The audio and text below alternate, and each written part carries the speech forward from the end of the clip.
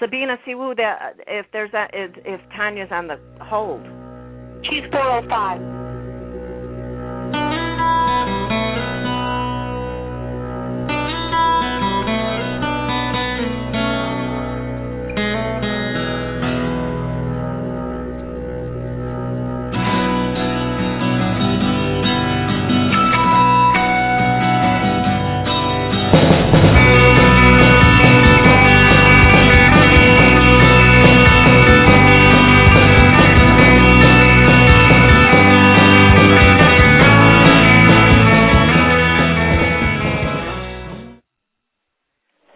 Everyone, and welcome to Take Two Radio. I'm Pam, your host, and I'm going to be crazy today. Nothing is going right. Joining me as my co-host is Sabina. And Sabina, I hope all your brains and mental facilities are intact for today. Yes, I'm here. Just bear with me on the controlling part. Yeah, just a little FYI for our listeners. There are some guys outside of my house working on the corner on God knows what. They accidentally cut off my phone, my internet, everything has been down. I just now, literally like 30 seconds ago, got my phone back, but I still do not have internet. So Sabina will be working the boards and hopefully picking up the calls the right way. And I do not have access to my information for my guest tonight, although I am familiar with Mary, and Mary is going to be online with us to speak with Tanya. And let me just explain that our guest tonight is a PARACON. I guess she's the sponsor, or is she running the? Oh my gosh! See, without my notes, I'm a mess. I believe Tanya's on now. I am. Okay. But Mary, go ahead and introduce. And Mary Barrett is our psychic medium that's going to be joining us tonight as well. Okay, hi there. Tanja McCoy. She is the co-founder, she's the founder, and the CEO of Paranormal Times Magazine and Paranormal Times Entertainment. She's doing a fantastic job on everything that she's doing. As a matter of fact, she has our heads spinning. Tanja, are you there? I'm here. Okay, hey. Jumped on. You want to tell everybody what's going on then? Tanya, before you start, this is Pam. Did you hear what my explanation is of what's going on? How I have no internet or anything or any of my questions, so I apologize. The guys outside cut my cable and my phone, my internet, everything. I just got my phone part back, and that's it. So I'm so sorry. It's okay. It's okay. Does this have a chat room that I need to get into too? I'm there. Don't worry about it. I got it. I mean, I'm on the computer. I'm just trying to figure out. Click on the link, and it'll take you to the chat room. It'll open up. If you scroll down, there's a chat room. I apologize to all of our listeners. This has never happened to me before, of course. There's always a first for something. That's because I called you the Great Pam the other day. I know, right?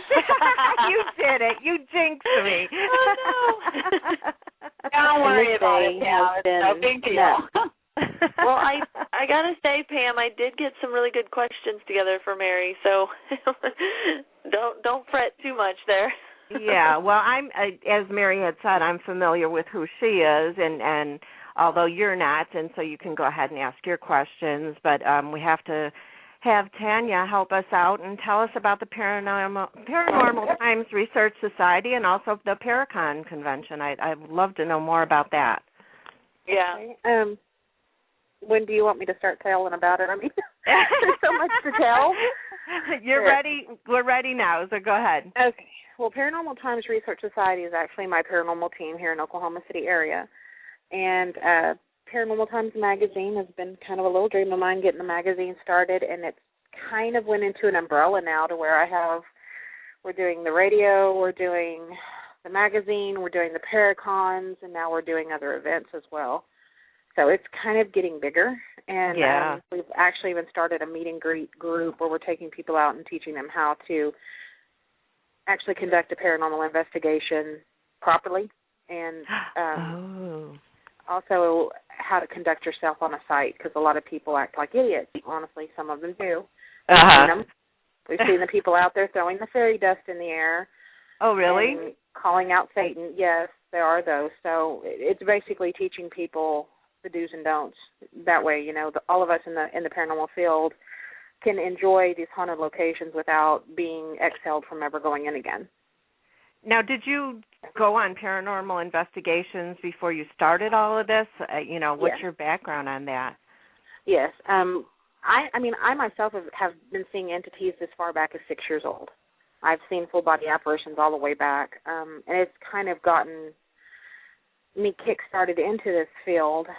I was doing some just kind of on my own little paranormal stuff when I first moved to Oklahoma back in 2000. And then I joined a team about 4 years ago. I was asked to become the co-founder with that. And then this last January split off and kind of started my own group, because every group has issues. But I was asked by a bunch of my members just, hey, will you go ahead and just found us a new team? And I did. And I started out with a small event last year. It was very small. It was my first one. I hadn't heard of a whole lot of them in Oklahoma. So I kind of wanted to start bringing that around. And the magazine part, as far as all of us have stories to tell, doesn't matter where you go. I'm actually a nurse by trade. And it seems like people in the medical field all have a ton of ghost stories. So we all talk about it, and I'm like, why don't we all kind of get together and start sharing our stories in a magazine form?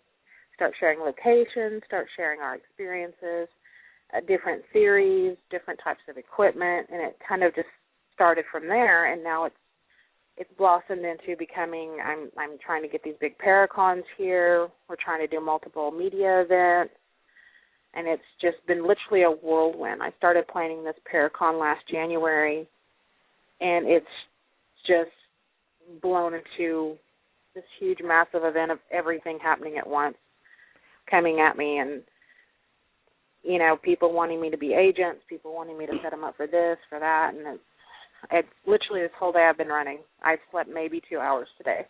Oh, my gosh. And I work nights, so I work nights, but today was a great productive day. Yeah, and, everybody's interested in the paranormal in some way, shape, or form. We've all watched the TV shows of the investigations. You watch movies that are made from it and that.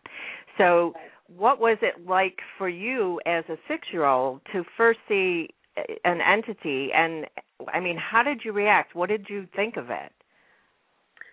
Well, it was me, my sister, and my cousin. And we had all seen it, and it was in the house we were living in. So, of course, we freaked. We at first thought it was my father, and later the next morning found out it wasn't. So it made it really hard to even go back to our room upstairs. And it's actually made it to where I would love to go back to that house just to find out what it was, because I can to this day still see the picture. It's literally burned into my brain. It was of a man? It was a man. I didn't see the head. My sister did, but I did not see the head. I just saw the full body standing in the doorway, and my cousin had seen the same. So it was great that it was validated, and a lot of the things I have seen have been validated by usually at least one other person with me at the time, and that happens a lot. So it's great to have that validation, but you always kind of question yourself anyways. It's hard to explain, but we usually always kind of go, did I really see that? Is that really what I saw? Right. At least those of us that are going to sit back and actually diagnose the situation and question it, not the ones that see anything and go, oh, my God, that's paranormal. Yeah. Yeah. Now, does your sister and cousins still see entities to this day, or is it just you? My sister is a non-believer, big time. She is very religious, very not into the scene at all. My cousin, I think she still has once in a while. She lives so far away, and we haven't been in a whole lot of contact. I know my brother does. He sees as well, but it's very prominent in my family. My great-great-grandfather was a shaman with the Cherokee Nation. My father actually dreamt of the Oklahoma City bombing before it ever actually occurred. Oh, my gosh. So it's kind of been passed down through generation. And is that something that's normally how it works out? Is that it comes from somebody within the generations, or could somebody just, from your family be the only person? From what I've heard, it's passed. It's passed down. And, it also depends on if the person wants to see, if they're open enough to see. Those that close the door on purpose are going to try to block it.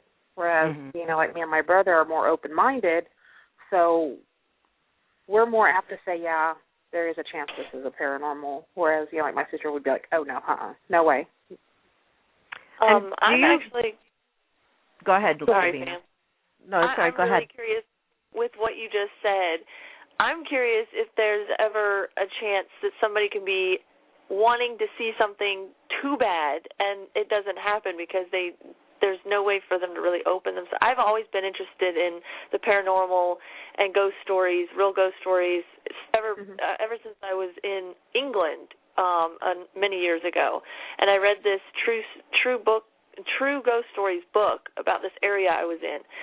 And ever since then, I'm like, well, I'd like to see. I believe that that's possible, and that I would love to have something like that happen, but it never has. I've never witnessed anything remotely like what you've seen. So I'm not sure if I'm closing the door that way or not. Two things to kind of say about that.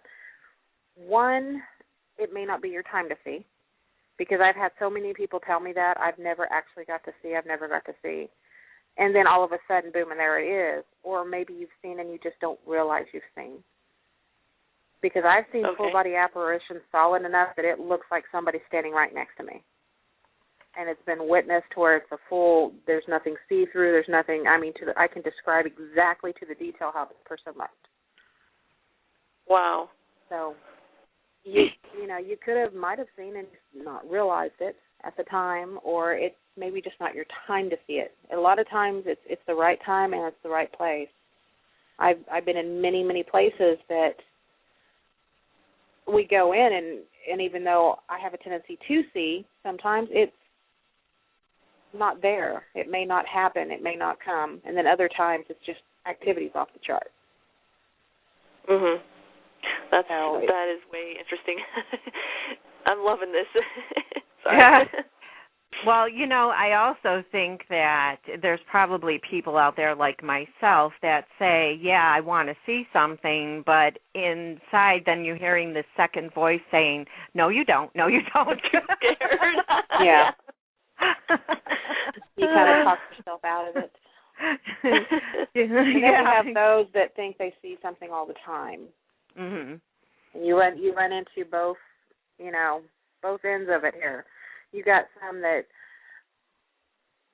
they'll just sit there, I see this, and I see this right now. And it's like every time you go to a place, and I've worked with some people like this, and nobody in my group right now, but in the past I have worked with people. It's like everywhere they go, something's happening to them, everywhere. And then you start to kind of go, you could be walking in the mall, and all of a sudden I've been touched, So you get both sides. Now, is there a way for you to control it when you're going to see it at times? Because, walking around or trying to do your job or, to concentrate on something else, is there a way to block it so you can get other things done? Or is there constantly things that or people that you see and you just have to kind of ignore it? I see things all the time. I myself don't see things constantly. Sometimes I'll go in and it's really a bump in the night or this or that or something, but other times, like just for instance, we were on an investigation about a month ago, and I'm sitting there, and we all know how we get the really active minds. Well, I couldn't get this one stupid song out of my head to save my life. Just some kiddie song playing over, because I'm a pediatric nurse, playing over and over and over in my head. It was like some cartoon song. And so I'm like, there's no way I can really go out and concentrate. I'm just going to monitor tonight. I'm just going to sit and watch the monitors because, I can't really get into the zone and try to feel anything. So I'm sitting there just watching monitors. I look up, and all of a sudden there's a full-body apparition standing in front of me. Oh, my gosh. So you can't really, to me, I can't control. I wish I could. I wish I could walk in and say, please show yourself right now, because I would have so much fun with that. But ultimately, it's going to be up to the entity